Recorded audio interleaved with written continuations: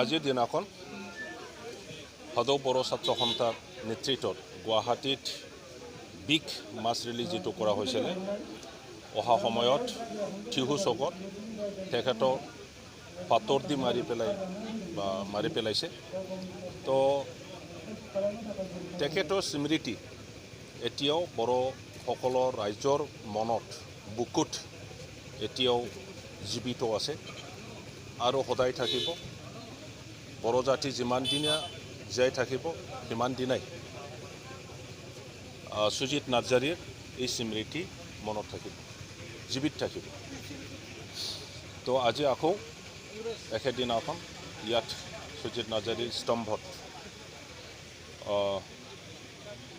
All Bodo students union তেখেতসকলৰ নেতৃত্বত আয়োজিত আজি সমূহ ৰাইজক লৈ পেলাই আকৌ পালন কৰা হৈছে।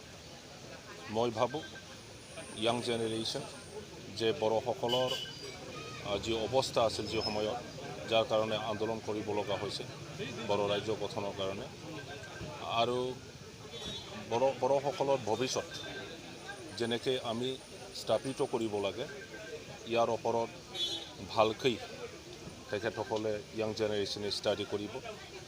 আৰু সুজিত নাৰ্জাৰীয়ে তেখেতে এতিয়া আমাৰ লগত নাই, কিন্তু তেখেতে মাটিয়াৰ হোৱাৰ পিছত সমূহ বড়ো ৰাইজে বড়োলেণ্ড ছেপাৰেট ষ্টেট যে লাগে ইয়াৰ কাৰণে মনে প্ৰাণে যেনেকৈ জাগৰিছিলে সেই সময়টো আমি পাহৰি নাযাওঁ। Thank you sir. যিটো নেকি হ'বলগীয়া ইলেকশ্যন আহি থকা ইলেকশ্যনৰ এনভাইৰনমেণ্টটো কি ধৰণৰ হোৱাটো বিচাৰে?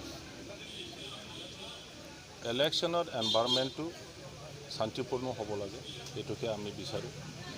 কিন্তু এতিয়া কথাটো হ'ল ক'ভিড যিটো প্ৰব্লেম হৈ গ'ল কৰোণা, তো ইয়াৰ কাৰণে election code of conduct Bharat সংবিধানৰ আধাৰত বা ইলেকশ্যন কমিশ্যনাৰৰ আইনত বহু সময় more than 4 months থাকিব পৰা আইন আছেনে নাই, সেইটো আজি অসমৰ ইণ্টেলেকচুৱেলছ আইনজীৱীসকলে ষ্টাডি কৰিব লাগে আৰু বড়োলেণ্ডত এটা ইলেকশ্যনৰ আবহাৱা শেষ কৰিব লাগে না কণ্টিনিউ কৰিব লাগে, ইয়াৰ কাৰণে বিবেচনা কৰিব লাগে। Continuously, I believe the election code of conduct cannot continue for months together. I have not seen anything about that continuation of 6-7 months of election code of conduct in the act or regulation that we have in the country.